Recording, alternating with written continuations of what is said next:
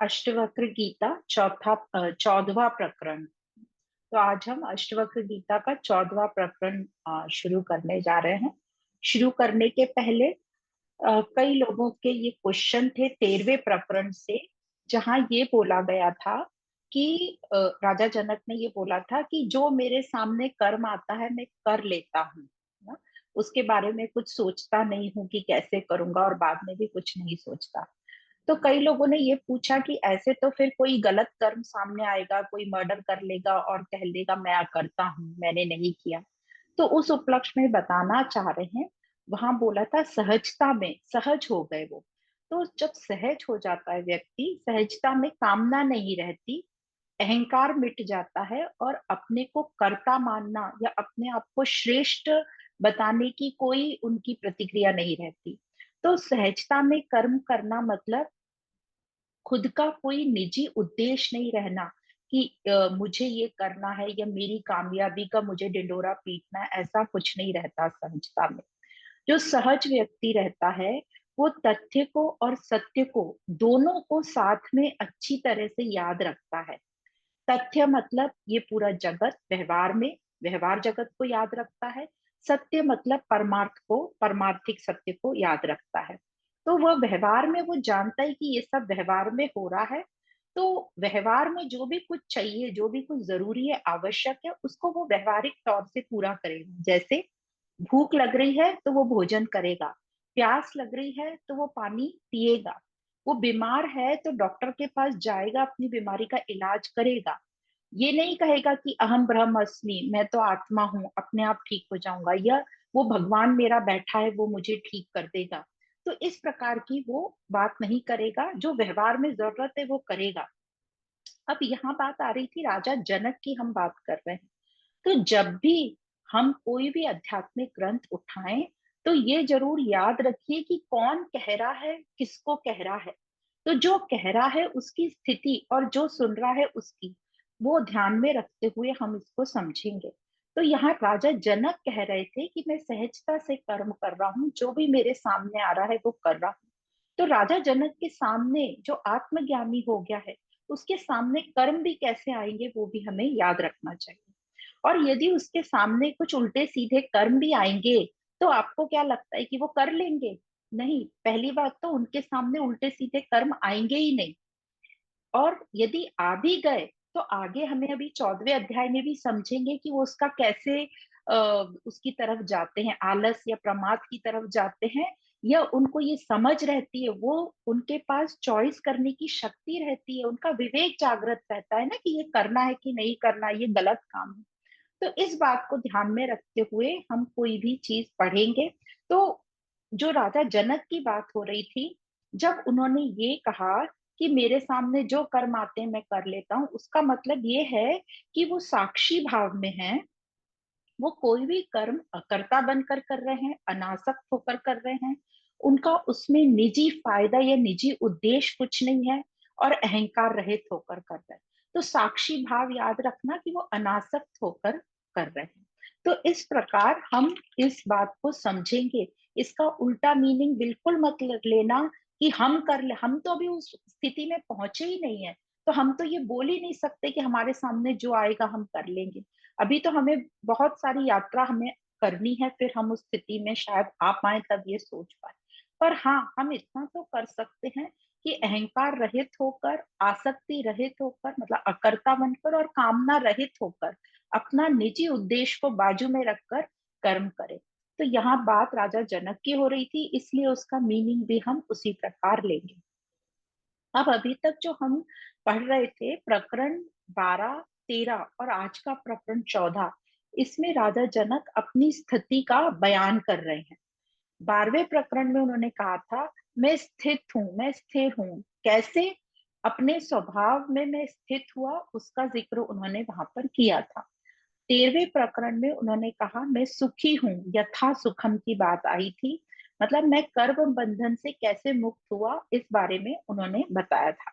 अब ये जो आज का है 14वां प्रकरण, इसमें वो कह रहे हैं कि मैं मुक्त हूँ, शांत हूँ, चिंता नहीं है मुझे मुक्ति की, क्योंकि मैं ऑलरेडी मुक्त हूँ।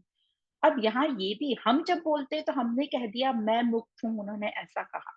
वो ये भी नहीं कह रहे मैं मुक्त हूं, मैं शब्द का वो इस्तेमाल नहीं कर रहे। नहीं, वो ऐसा कह रहे हैं कि गुरु ने मेरे से करा दिया, या गुरु सामने बैठे हैं उनसे कह रहे हैं आपने करा दिया। बस वो ये कह रहे हैं शांत हूं, मुक्त हूं, या यथा सुखम। तो ये बात हमें याद रखनी चाहिए। तो जो 14वां प्रकरण है, इसमें 4 सूत्र हैं। और यह राजा जनक की स्थिति ये बता रहा है कि वो कह रहे हैं मैं शांत हूँ, और इसलिए उसी को मुक्त कहा गया है, तो मैं सुखी हूँ, शांत हूँ, मुक्त हूँ, सुखी हूँ। तो जो 13वें में बताया सुखी हूँ, उसी को और आगे बोल रहे हैं कि मैं सुखी के साथ शांत हूँ, मुक्त हूँ। तो जो पहला सूत्र है वो इस प्रकार है। अष्टवक्र गीता 14वां प्रकरण, सूत्र 1। जनक उवाच प्रकृत्या शून्य चित्तो यः प्रमादात् भाव भावनः निद्रितो बोधित इव क्षीण संसरणो ही सह। अनुवाद इस प्रकार है। राजा जनक कहते हैं, जो स्वभाव से ही शून्य चित्त है, जो विषयों का सेवन करने में प्रमाद करता है, मतलब टालता है, जो प्रमाद से विषयों की भावना करता है और सोता हुआ भी जागने के समान है, वह पुरुष संसार से मुक्त है। तो यहाँ 3 बातें कही राजा जनक ने। पहला कहा उन्होंने स्वभाव से मैं शून्य चित्त हूँ। दूसरा कहा प्रमाद से विषयों की ओर जाता हूँ, ये जाना। और तीसरा कि सोता हुआ भी जागने के समान है। तो सबसे पहले समझेंगे शून्य चित्त का मतलब। शून्य चित्त मतलब, शून्य हम समझते जीरो, शून्य। तो शून्य मतलब कुछ भी चीज, कोई भी परिस्थिति या कोई भी घटना का उन पर कोई प्रभाव नहीं पड़ना। उनका अंदर से चित्त ऐसा हो गया साफ कि किसी भी प्रकार की घटना या परिस्थिति का उन पर कोई प्रभाव नहीं पड़ता। जैसे कहते हैं ना, शून्य में कुछ भी जोड़ो तो वो शून्य ही रहेगा, या कुछ भी घटाओ तो वो शून्य ही रहेगा। वैसे ही अनंतता में या इनफाइनाइट में कुछ भी जोड़ो तो वो अनंत ही रहेगा, कुछ भी घटाओ तो वो अनंत ही रहेगा। तो शून्य का मतलब है कि सही अर्थ जान लेना, या जो गलत भ्रम थे उनका छूट जाना। शून्य का मतलब संसारी जो जीरो बोलते हैं वो नहीं है। बार बार ये बात समझ लेना, शून्यता का मतलब होता है सारे भरम नष्ट हो जाना, सारे भरम शून्य हो जाना। मतलब जो भी गलत धारणाएं थी, जो भी गलत अर्थ हमने संसार के समझ रखे थे, वो सब शून्य हो गए। तो संसार, जगत, ये जीव, ये सब शून्य हो गए, मतलब खत्म नहीं हुए हैं। इसका ये मतलब है कि इनका हमें सही अर्थ समझ गए, मतलब जान गए कि ये जीव क्या है, जगत क्या है, ये संसार क्या है। तो क्या समझा कि कैसे, क्या समझा शून्य से, कि ये जो जगत है ये व्यवहारिक है। जो हम समझ रहे थे कि ये जो जगत है ये हमें सुख देगा, शांति देगा, ये हमारा बहुत बड़ा भ्रम था, और यही बहुत बड़ी माया है। तो आत्मज्ञान से जो ज्ञानी का स्वभाव होता है वो शून्य चित्त वाला हो जाता है। उसकी सारी जो कामना वासना है वो नष्ट हो जाती है, क्योंकि भरम टूट जाता है। क्योंकि सारी कामना वासना भरम के कारण थी कि मुझे इनसे सुख मिलेगा, कामना वासना थी। तो जब कामना वासना नष्ट हो जाती है तो दुख भी दूर हो जाते हैं। अब जब भरम टूटता है तो कामना वासना नष्ट हुई। और भरम क्या था, जैसे बताया कि संसार के विषय वस्तु व्यक्ति जो भी कुछ है, इनसे मुझे तृप्ति मिलेगी, पूर्णता मिलेगी, सुख मिलेगा। ये पूरा विश्वास था कि इन विषयों से, इन लोगों से मुझे सुख मिलेगा। तो आत्मज्ञान क्या करता है, आत्मज्ञान इस विश्वास, जो हमारा विषयों के प्रति विश्वास था, उसको नष्ट कर देता है या उसको दूर कर देता है। तो जो अब मन बना, अब इस मन में कोई हलचल नहीं है, विक्षेपता नहीं है, और इसी स्थिति को शून्यता की स्थिति कहा गया है। और इसी को जागृत स्थिति भी कहते हैं अध्यात्म में। तो आत्मज्ञान के अभाव में, मतलब जब आत्मज्ञान नहीं होगा, उसमें मन की स्थिरता आ जाए, आपको ऐसा लगे, ऐसा हो नहीं सकता। तो आत्मज्ञान अनिवार्य है अपने को जानने के लिए, अपने मन को स्थिर करने के लिए। जैसे कहते हैं एग्जाम्पल में कि एग्जाम्पल देके जैसे समझाया जाता है कि कोई गड्ढा यदि हो तो उसमें कुछ ना कुछ भर जाएगा, पानी भर जाएगा, समझ लो। तो गड्ढा आप मन समझ लो, और पानी मतलब अशुद्धि, विचार जो भी हमारे चलते हैं, विक्षेपता, वो सब होगा। तो जब कोई गड्ढे में पानी भर जाएगा और उसकी सफाई ना हो, तो वो गंदा मैला होगा, उसमें दुर्गंध आएगी, उसमें कीड़े मकोड़े हो जाएंगे, घास भी उग जाएगी, और एक पूरा एक कुनबा तैयार हो जाएगा। और हमको समझ भी नहीं आएगा कि इस कुनबे की शुरुआत कहाँ से हुई, इसका स्रोत क्या है। तो इसी प्रकार जब मन को ज्ञान नहीं मिलता, तो संकल्प, विकल्प, संशय, विक्षेप, भ्रम, डर, और फिर झूठ, फरेब, ये सब शुरू हो जाता है और एक बड़ा कुनबा तैयार हो जाता है। तो इसी बात को कह रहे हैं कि इस मन को शुद्ध करने के लिए आत्मज्ञान अनिवार्य है। तो जनक जी ने क्या किया? जनक जी ने आत्मज्ञान से पूरी निष्ठा पूर्वक स्वयं को जाना और शून्यता की स्थिति प्राप्त करी, सत्य में वो स्थापित हो गए, इसलिए वो जनक कहलाए। तो कईयों को लगता है कि वो पहले ही जनक ही थे इसलिए वो सब कर पाए, पर नहीं, उन्होंने ये सब किया इसलिए वो जनक कहलाए। और इसीलिए ये जो वार्ता है आज भी इतनी तरोताजा लगती है, क्योंकि इसमें कोई आडंबर नहीं था, राजा जनक ने कोई आडंबर नहीं किया। उनको जो ये आत्मज्ञान ने उनको इन तथ्यों से जोड़ दिया, तथ्यों के साथ रहना सिखाया। तो ये जो हम ग्रंथ पढ़ रहे हैं, जो वार्ता पढ़ रहे हैं अष्टवक्र जी की और राजा जनक की, यह अभी भी इतनी महत्वपूर्ण, इतनी उच्चतम कोटि की है कि इतनी वर्षों पुरानी वार्ता आज भी हमें इतनी अच्छी लग रही है, इतनी सहयोगी लग रही है, क्योंकि ये सत्य को दर्शाती है। और सत्य कभी बदलता नहीं, समय के साथ भी वो कम नहीं होता। इसलिए ये आज भी इतनी, ये जो संवाद है इतना सुंदर, हमारे बहुत ही महत्वपूर्ण और ताजा और सदा ही उपयोगी हमेशा रहेगा। तो इस प्रकार ये शून्यता की बात राजा जनक ने कही। अब दूसरी बात राजा जनक ने कही, प्रमाद से विषयों की ओर जाता हूं। प्रमाद मतलब आलस, या प्रमाद मतलब टालना किसी चीज को। तो यह जो प्रमाद शब्द हमने तमोगुण जब हम पढ़ रहे थे उसमें पढ़ा था कि प्रमाद तमोगुण होता है।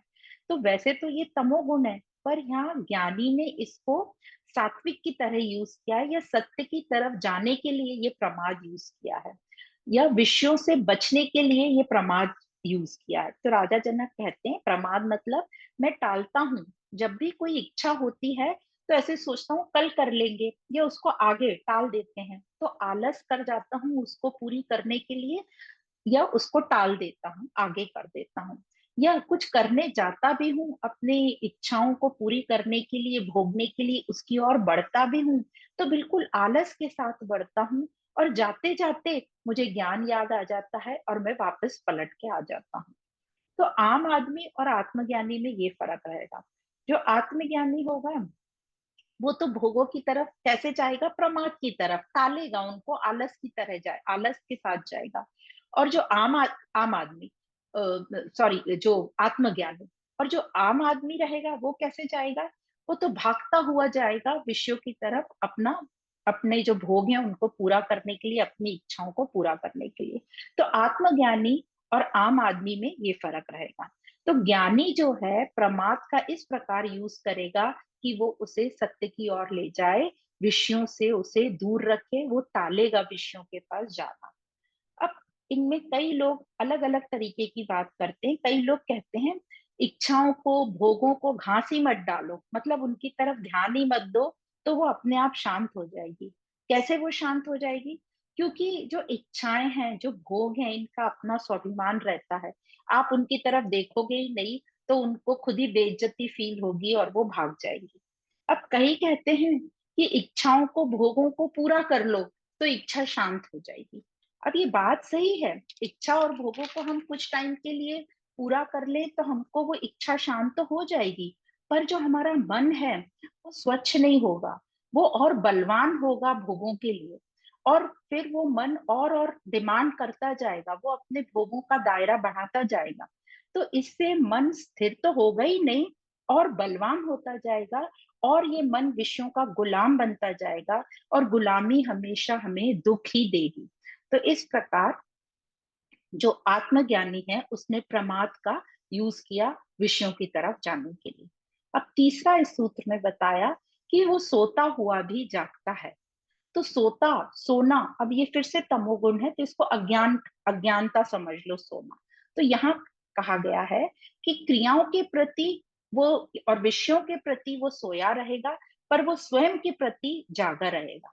बाहर से हमें लगेगा कि वो तो अज्ञानी है, पर वो अज्ञानी है नहीं, वो बिल्कुल सचेत है, जागा हुआ है। तो इस प्रकार जनक जी ने अपने शून्य चित्त की बात बताई। वे अपने जो उपाधियां हैं, जो उनका महल है, जो उनके वस्त्र हैं, इन सब से वो अनासक्त हैं। वो इन सब से लिप्त नहीं है, वो चिपके हुए नहीं है, वो अनासक्त है, वो इन सबको साक्षी भाव से देख रहे हैं। वे नाम रूप उपाधियों से परे हैं, इसलिए वो सुखी और शांत है।